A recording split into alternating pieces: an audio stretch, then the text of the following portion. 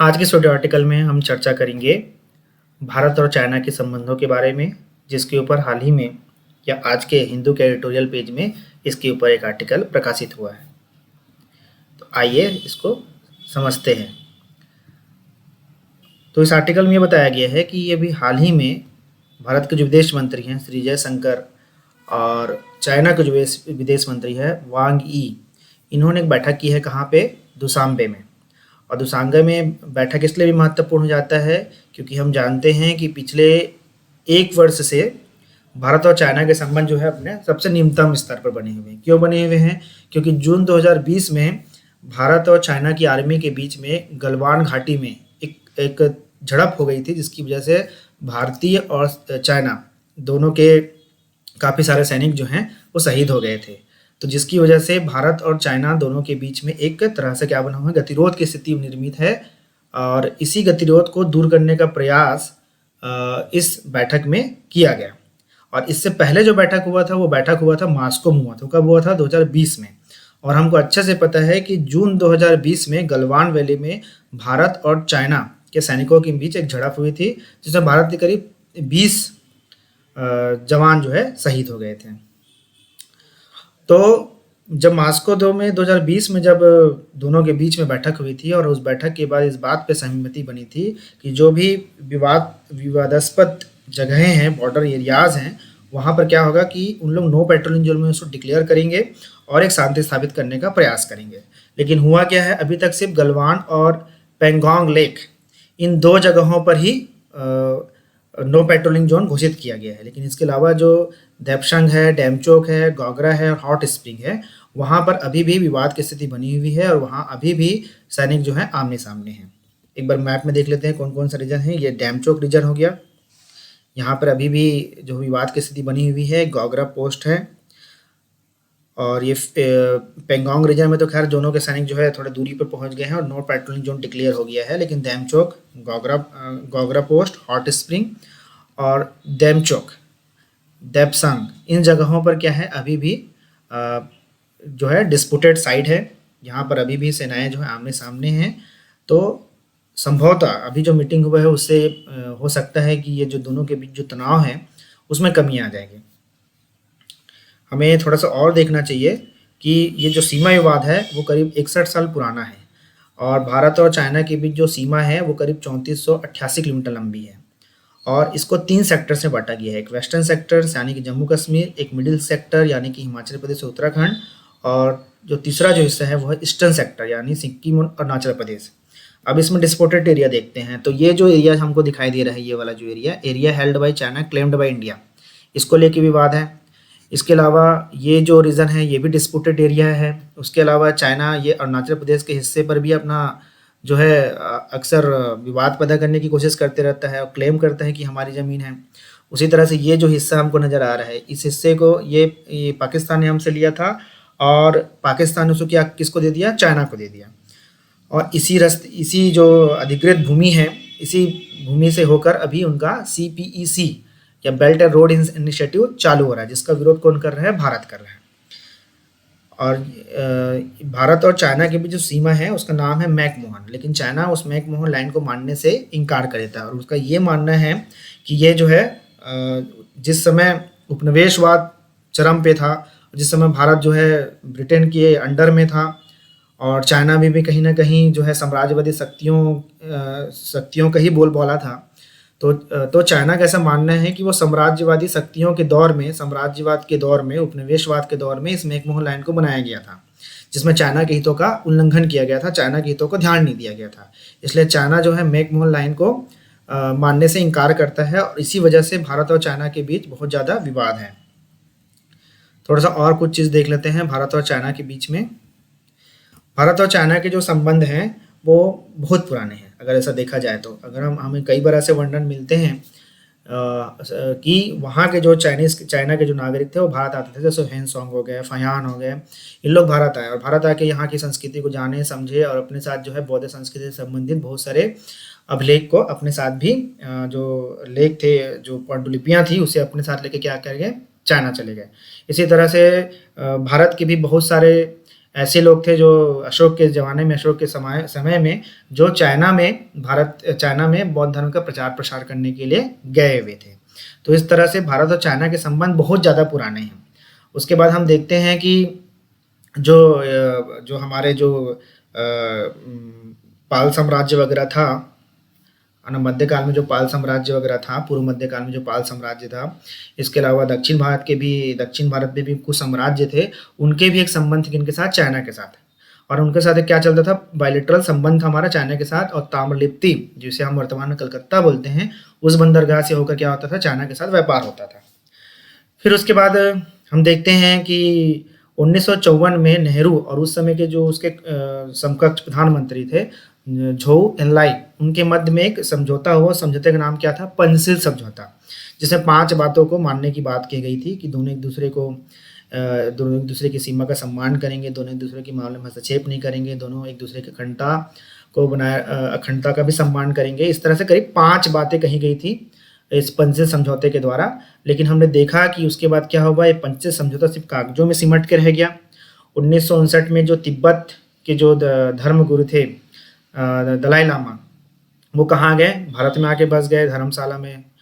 और तिब्बत पे क्या हुआ कि चाइना ने कब्जा कर लिया, और तिब्बत को एक संप्रभु राज्य मानने से चाइना ने मना कर दिया, जिसकी वजह से तिब्बत जो है अब विवाद की विषय वस्तु बन गई। किसके बीच में? भारत और चाइना के बीच में। हालांकि भारतीय प्रधानमंत्री ने कई बार ये कहा है, हमारे प्रधानमंत्री ने कई बार यही कहा है कि अब तिब्बत को उसने कहीं ना कहीं क्या कर लिया है? चाइना का क्षेत्र मान लिया है, चाइना का अधिकार उस पर मान लिया है। उसके बाद भी चाइना क्या करता है कि हमारे साथ कहीं ना कहीं संबंधों को हमेशा तनाव में रखना चाहता है। तनाव में इसलिए भी रखना चाहता है क्योंकि चाइना इस बात को हजम नहीं कर पाता है कि भारत का विकास हो रहा है और भारत जो है एशिया में एक प्रमुख शक्ति बन के उभर रही है। उसके बाद हम देखते हैं कि 1962 में दोनों के बीच सीमा संघर्ष हो जाता है। सीमा संघर्ष जो है, मैंने पहले ही बताया था, मैकमोहन लाइन को चाइना जो है मानने से इनकार करता है, जिसकी वजह से भारत और चीन के बीच में 1962 में सीमा संघर्ष होता है। और इस सीमा संघर्ष में भारत की बुरी तरह से पराजय हो जाती है। और उसके बाद फिर बहुत समय तक के दोनों के बीच में संबंध जो है पूरी तरह से फ्रीज हो चुके थे, कोई संबंध नहीं दोनों के बीच में। 1976 में फिर से प्रयास किया गया कि दोनों के बीच में फिर से एक राजनयिक संबंध स्थापित हो। उसके बाद 1988 में जो हमारे तत्कालीन प्रधानमंत्री थे श्री राजीव गांधी, उन्होंने चाइना का दौरा किया। चाइना का दौरा करने के बाद हमारे जो द्विपक्षीय संबंध थे वो फिर से नॉर्मल हुए और संबंधों को और मजबूत करने का प्रयास किया गया। और इसी क्रम में 1992 में जो हमारे उस समय के राष्ट्रपति थे आर वेंकट रमन, उन्होंने क्या किया कि चीन का दौरा किया। ऐसा करने वाले वो पहले राष्ट्रपति थे, स्वतंत्रता के बाद पहले राष्ट्रपति थे जिन्होंने चीन का दौरा किया। वर्ष 2003 में भारतीय प्रधानमंत्री वाजपेयी ने भी चीन का दौरा किया और दोनों पक्षों ने भारत चीन संबंधों में सिद्धांतों और व्यापक सहयोग पर घोषणा पर हस्ताक्षर किए। वर्ष 2011 को चीन भारत विनिमय वर्ष के रूप में मनाया गया और वर्ष 2012 को चीन भारत मैत्री एवं सहयोग वर्ष के रूप में मनाया गया। उसी तरह से वर्ष 2015 में भारतीय प्रधानमंत्री ने चीन का दौरा किया और उसके बाद चीन ने भारतीय आधिकारिक तीर्थयात्रा के नाथुला दर्रा खोलने का फैसला किया। भारत ने चीन में भारत पर्यटन वर्ष भी मनाया वर्ष 2015 में। उसके बाद हमने देखा कि वर्ष 2018 में चीन के राष्ट्रपति और भारतीय प्रधानमंत्री के बीच वुहान में एक अनौपचारिक शिखर सम्मेलन हुआ और उस अनौपचारिक शिखर सम्मेलन की दूसरी कड़ी थी वो भारत में हुई चेन्नई में 2019 में। तो इस तरह से हम बोल सकते हैं कि संबंध काफ़ी अच्छे थे। हालांकि इसके बीच में ही 2017 में डोकलाम का विवाद भी भारत और चाइना के संबंधों के आड़े आया था। फिर भी कमोबेश स्थिति ऐसी थी कि भारत और चाइना के संबंध ठीक ठाक ही चल रहे थे। लेकिन हमने देखा कि वर्ष 2020 में क्या हुआ, चाइना और भारत के बीच में गलवान वैली में क्या हो गया, झड़प हो गया। और झड़प होने के बाद फिर से दोनों के बीच संबंध क्या हो गए हैं, फ्रीज हो गए हैं, नॉर्मल नहीं रह गए हैं। तो भारत ने उसको रिटेलिएट करने के लिए, चाइना को जवाब देने के लिए क्या किया था, चाइना को जवाब देने के लिए हमारे सैनिकों को वहाँ पे बॉर्डर एरियाज पे डिप्लॉय भी किया था और कैलाश रेंज पर कब्जा भी कर लिया था।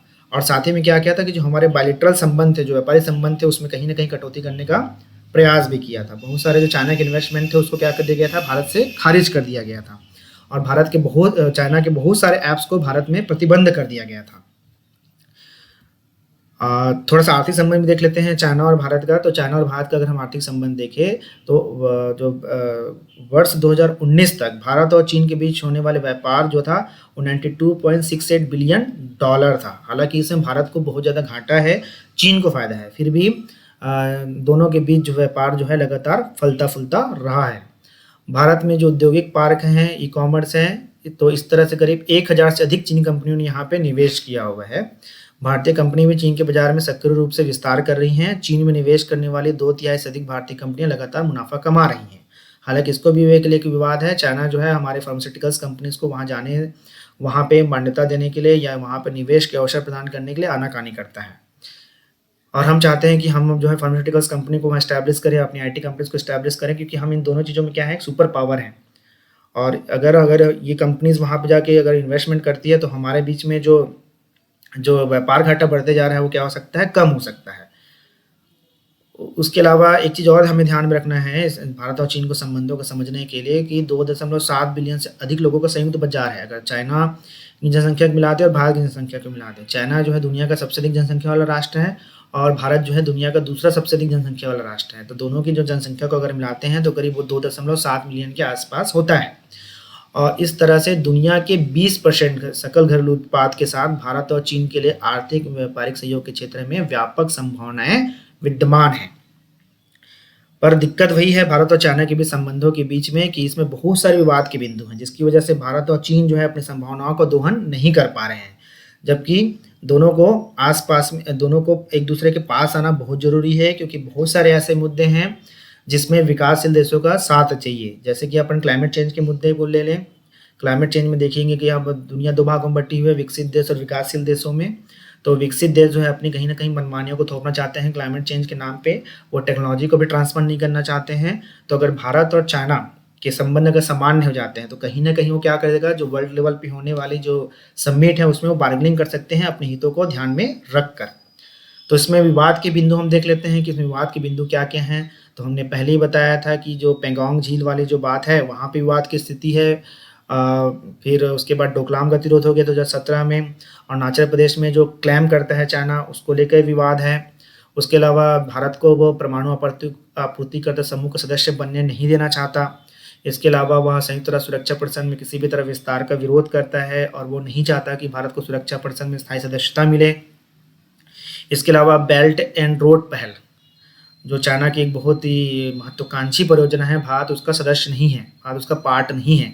क्यों नहीं है? क्योंकि ये जो परियोजना है, मैंने पहले ही बताया कि ऐसे क्षेत्र से होकर गुजरती है जिसको भारत अपना समझता है।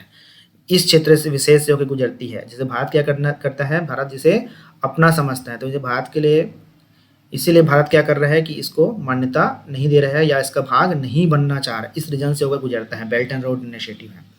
और ये भी देखा गया है कि बेल्ट एंड रोड इनिशिएटिव के अंतर्गत उसने क्या किया कि बहुत सारे देशों को अपने कर्ज तले दबा लिया है और कहीं ना कहीं उसकी संप्रभुता पर किसने कब्जा कर लिया है, चाइना ने कब्जा कर लिया है। तो इसीलिए भारत जो है बेल्ट एंड रोड इनिशिएटिव से अलग रखा हुआ है अपने आप को। भारत ने इसलिए अपने आप को बेल्ट एंड रोड इनिशिएटिव से अपने आप को अलग रखा हुआ है। इसके अलावा चाइना क्या कर रहा है कि हमारे जितने भी पड़ोसी देश हैं उनके साथ संबंधों को मजबूत कर रहा है, और संबंधों को मजबूत करने के प्रयास में क्या होगा, कहीं ना कहीं भारत को घेरने का प्रयास कर रहा है। तो इसका सबसे अच्छा एग्जाम्पल क्या है? सबसे अच्छा एग्जाम्पल तो ये है कि कोलंबो में एक पोर्ट डेवलप कर रहे हैं, जिसको करीब 99 ईयर्स के लिए कोलंबो ने क्या कर दिया, उसको श्रीलंका ने क्या कर दिया, लीज पर दे दिया है, जिसकी वजह से चाइना हमारे बहुत करीब आ चुका है। और चाइना हमको हिंद महासागर में भी क्या कर रहे हैं, चुनौती देने की तैयारी कर रहे हैं। अभी तक क्या था कि चाइना जो है वो हमको हिंद महासागर में चुनौती नहीं दे पा रहा था, लेकिन अब चाइना का क्या हो रहा है, आक्रामक ढंग से बहुत ज़्यादा राइस हो रहा है। तो राइस होने की वजह से क्या हो रहा है कि चाइना जो है अपने नेवीज को भी बहुत ज़्यादा मजबूत कर रहा है। और ये जो कोलंबो पोर्ट या फिर म्यांमार में जो पोर्ट डेवलप कर रहा है, बांग्लादेश में पोर्ट डेवलप कर रहा है, तो वहाँ के माध्यम से वो हिंद महासागर पर कहीं ना कहीं भारत का जो प्रभुत्व बना हुआ है उसे चुनौती देने का प्रयास कर रहा है। इसके अलावा चीन पाकिस्तान आर्थिक गलियारा भी विवाद का विषय है, क्योंकि मैंने पहले ही बताया ये ऐसे जगहों से गुजरता है जो डिस्प्यूटेड एरिया है, जैसे भारत अपना मानता है, लेकिन उस रोड से पाकिस्तान के सहयोग से ये चीन पाकिस्तान आर्थिक गलियारा बन रहा है। इसके अलावा आतंकवाद के मुद्दे पर भी जब भी कोई बात यूएन सेक्रेटरी काउंसिल में उठती है और पाकिस्तान पर कुछ प्रतिबंध लगाने की बात होती है, या पाकिस्तान में निवास करने वाले किसी आतंकवादी समूह को बैन करने की बात होती है, तो उस पर हमेशा चीन क्या करता है, अड़ंगा लड़ा देता है, हमेशा कुछ न कुछ बाधा उत्पन्न कर देता है। इसके अलावा हिंद प्रशांत महासागरीय क्षेत्र में भी भारत क्या कर रहा है कि चाइना को कहीं ना कहीं काउंटर करने के लिए क्वाड के बारे में हमने पहले वाले वीडियो लेक्चर में भी चर्चा किया था कि जो क्वाड जो बन रहा है, तो क्वाड में कौन कौन से देश है? क्वाड में ऑस्ट्रेलिया है, अमेरिका है, जापान है। और भारत है। तो इसे क्या कर समझता है, इसे चाइना समझता है कि कंटेन करने के लिए भारत इसको क्या कर रहा है, इसको बढ़ावा दे रहा है। तो इसकी वजह से भी भारत और चीन के बीच में विवाद है। इसके अलावा साउथ चाइना सी में भी फ्री नेविगेशन के मामले को लेके भी भारत और चाइना के साथ थोड़ा बहुत मनमुटाव बना हुआ है। तो इस तरह से विवाद के बिंदु हैं भारत और चीन के बीच में। अब इन समस्या का समाधान क्या हो सकता है? तो समस्या का समाधान तो तभी निकल सकता है जब दोनों के बीच में जो बॉर्डर डिस्प्यूट है वो समाप्त हो जाए, क्योंकि दोनों जो है एशिया में बहुत तेज़ी से उभरती हुई, एशिया और विश्व में बहुत तेज़ी से उभरती हुई अर्थव्यवस्था है। तो इन दोनों के बीच में तब तक बहुत ज़्यादा कॉन्क्रीट सहयोग नहीं हो सकता जब तक कि क्या ना हो, वो बॉर्डर डिस्प्यूट जो है वो सॉल्व ना हो जाए। क्योंकि बॉर्डर डिस्प्यूट की वजह से कहीं न कहीं दोनों के बीच में क्या होता रहता है, हमेशा गतिरोध की स्थिति बनी रहती है। कभी न कभी झड़प हो जाता है, कभी चाइना इनकर्जन कर देता है हमारे क्षेत्र के ऊपर, या फिर झड़प कर देता है, जिसकी वजह से भारत और चाइना के संबंध हमेशा क्या हो जाते हैं, खराब हो जाते हैं, अपने लोवेस्ट लेवल पे पहुँच जाते हैं। तो अगर दोनों के बीच में सहयोग को बढ़ाना है, तो दोनों को पहले तो अपना बॉर्डर डिस्प्यूट को क्या करना पड़ेगा, सॉर्ट आउट करना पड़ेगा। बॉर्डर का जो विवाद है उसे समाप्त करना पड़ेगा। तभी दोनों के बीच में क्या हो सकती है, कॉन्क्रीट स्थिति, एक कॉन्क्रीट संबंध, एक मजबूत संबंध बन सकता है। इसके अलावा दोनों के संबंध अच्छे होने भी ज़रूरी है, क्योंकि मैंने पहले भी बताया कि जो विश्व लेवल के जो ग्रुप्स हैं, जैसे WTO हो गया, या फिर क्लाइमेट चेंज को लेके जो बातचीत हो रही है, वहाँ पे दोनों दो जो है आपस में सहयोग करके क्या कर सकते हैं, विकासशील देशों के हित में बार्गेनिंग कर सकते हैं। तो इस तरह से दोनों का साथ आना बहुत ज़रूरी है, लेकिन ये दोनों के साथ आने के लिए बहुत ज़रूरी है कि दोनों के बीच सीमा विवाद का समाधान जल्द से जल्द कर दिया जाए। तो आज के वीडियो लेक्चर में इतना ही। अगले वीडियो लेक्चर में हम एक नए टॉपिक पर चर्चा करेंगे।